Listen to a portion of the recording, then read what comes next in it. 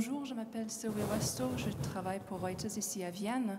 Monsieur Levitt, je voulais demander, est-ce que vous pensez que le sommet de ces derniers jours a nuit, a abîmé peut-être les relations entre l'Angleterre et la France et l'Angleterre et les autres pays européens? Merci. Voilà, alors on arrête la question malheureusement et Jean-David Levitt va répondre et conclure en même temps. Alors d'abord, la question de la solidarité. Où est la solidarité? La solidarité s'incarne aujourd'hui dans le Fonds européen de stabilité financière qui est destiné à venir en aide aux pays qui en ont besoin et que nous sommes en train de mettre en place. Ce fonds provisoire devait être remplacé par un mécanisme européen de stabilité définitif en 2013. Nous avons, lors du Conseil européen, décidé d'avancer la mise en œuvre de ce mécanisme européen de stabilité définitif à juillet 2012, c'est-à-dire que toutes les ratifications devront être terminées et pour être sûr qu'il ne sera pas bloqué par telle ou telle difficulté dans tel ou tel pays, nous avons décidé qu'en cas d'urgence, les décisions d'octroi d'aide aux pays qui en ont besoin pourront être décidées à une majorité de 85% des droits de vote.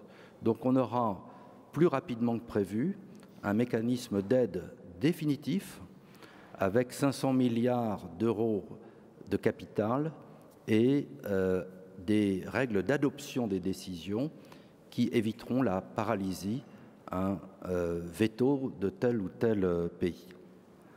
Alors, deuxième question, l'Europe à 2 ou à 3 vitesses. En réalité, ce qui m'a frappé dans l'évolution des discussions dans la nuit de jeudi à vendredi, c'est que au départ, le Royaume-Uni avait des soutiens. À l'arrivée, dans le fond, ce que nous appelons l'Euro plus, c'est-à-dire les 17 plus tous ceux qui veulent rejoindre, s'est révélé la totalité des autres. Avec des nuances, nous avons tout de suite engrangé le soutien, par exemple, d'un pays qui n'est pas dans l'euro, le Danemark, mais qui a dit « nous resterons en dehors de l'euro, mais nous sommes pour une intégration croissante des économies, plus de stabilité, plus de discipline, plus de compétitivité. » Et puis, tous les pays qui veulent rejoindre l'euro le plus vite, comme la Pologne, par exemple, ont dit « mais nous, ça va de soi qu'on participe ». Et donc, le matin, si je me souviens bien, il y avait un pays qui avait dit « nous, on reste avec le Royaume-Uni », c'est la Hongrie. Et puis, ils ont changé d'avis dans la matinée, et avant la fin du Conseil européen, ils avaient rejoint. Et donc, il ne nous reste plus que, je crois, la République tchèque et, je ne veux pas dire de bêtises, mais la Suède, qui doivent consulter leur Parlement pour savoir s'ils rejoignent. Donc nous risquons d'être 26 en réalité, et le Royaume-Uni en dehors de cette intégration croissante, accélérée de nos économies. Alors, la question de François Bujon de l'Etang porte sur l'intérieur de la zone euro, c'est-à-dire est-ce que les pays qui ont du mal à suivre vont pouvoir rattraper? C'est ça, dans le fond, la question. Je crois que la réponse est positive. D'abord parce que nous sommes déterminés, maintenant que les Grecs ont fait leur choix, à leur apporter toute l'aide nécessaire pour qu'ils réussissent. Deuxièmement, parce qu'il y a d'autres pays qui sont passés par des périodes difficiles. L'Irlande, nous l'avons aidé massivement. Tout le monde reconnaît qu'aujourd'hui, c'est un succès. Et plus personne, d'ailleurs, ne parle de difficultés de l'Irlande. Et quand on regarde les spreads de l'Irlande, ils sont revenus à un niveau quasiment normal. Et puis, il y a enfin l'Espagne et le Portugal et l'Italie. Et ces trois pays se sont dotés de nouveaux gouvernements Deux d'entre eux, l'Italie et le Portugal, ont adopté ou sont en train d'adopter des programmes qui sont reconnus par tous comme totalement crédibles et qui vont dans le sens de cette convergence économique.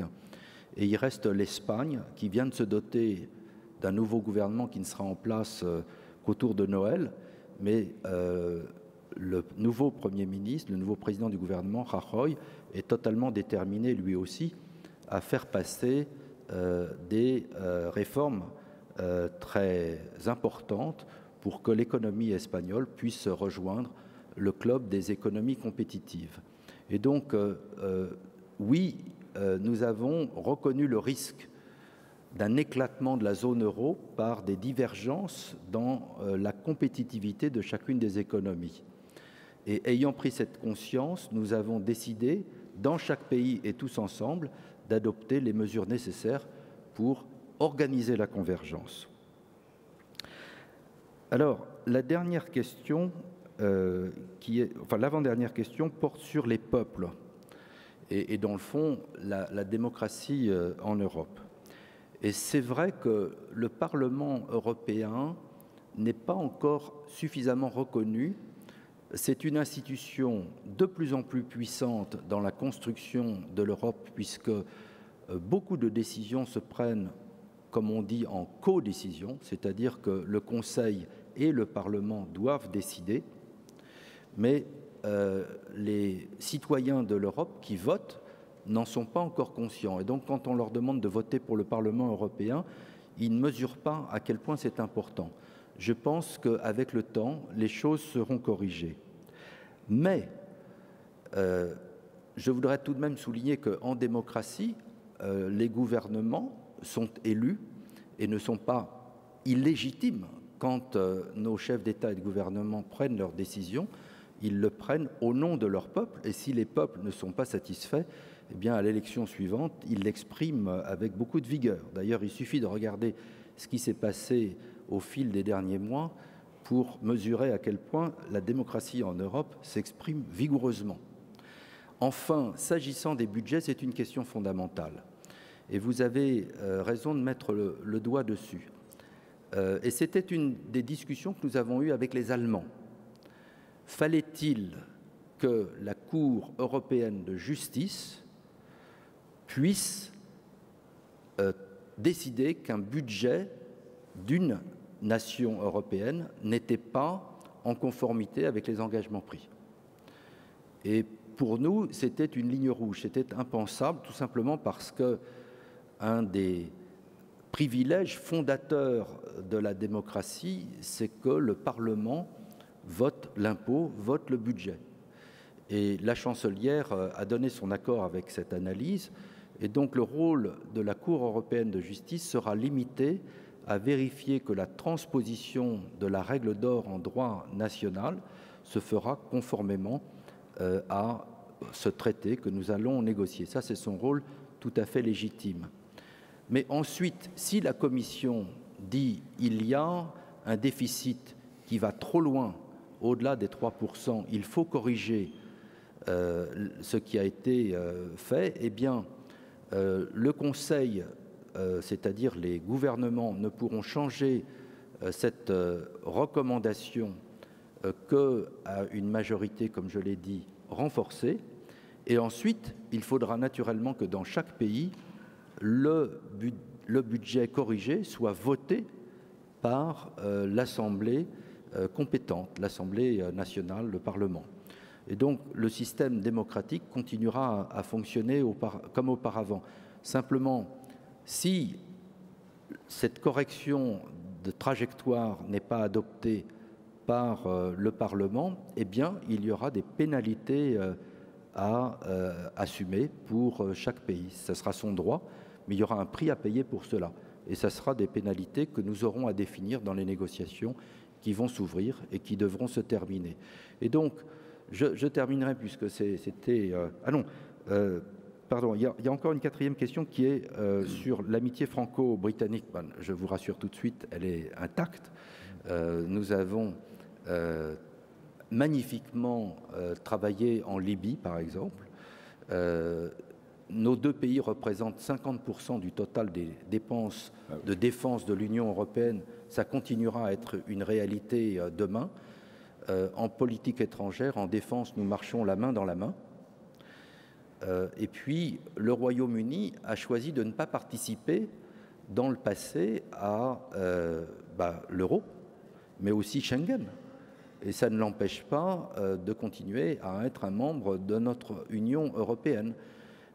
Simplement, c'est vrai que la distance qui existe aujourd'hui par rapport au cœur de l'Europe va s'aggraver parce que plus on intégrera les économies de la zone euro et de tous ceux qui veulent nous rejoindre, c'est-à-dire probablement 26, plus le Royaume-Uni se trouvera dans une situation de divergence par rapport à ce cœur de l'Europe de plus en plus intégré, mais c'est son choix. Et je conclurai en disant encore une fois que je suis sorti de ce long Conseil européen, de cette nuit de travail intense, très optimiste sur l'avenir de l'Europe, l'avenir de la zone euro.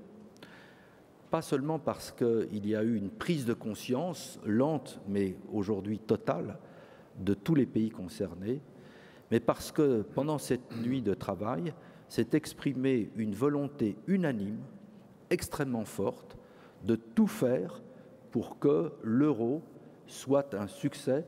Nous n'avons tout simplement pas le droit d'échouer. Bien, mon cher Jean-David, merci infiniment. Je crois que nous avons tous conscience. Voilà.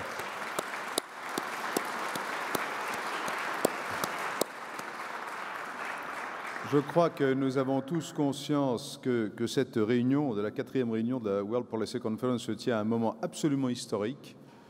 Et je pense que même les plus sceptiques qu'il pourrait y avoir dans cette salle auront eu du mal à résister à ton optimisme raisonné. Donc merci, merci infiniment. Et nous allons passer tout de suite, j'ai débordé volontairement étant donné l'importance du sujet, mais nous allons passer tout de suite, donc je vous demande de ne pas quitter la salle évidemment, à la table ronde suivante, qui est modérée par Charles Kupchan, je ne sais pas où il est, et je vais inviter Sa Sainteté le patriarche Bartholomé Ier de Constantinople, Monsieur le Président Ilves de la République d'Estonie, Madame Fu Ying, vice-ministre des Affaires étrangères de la République populaire de Chine, et Kemal Dervish, que vous connaissez tous, de bien vouloir monter à cette tribune.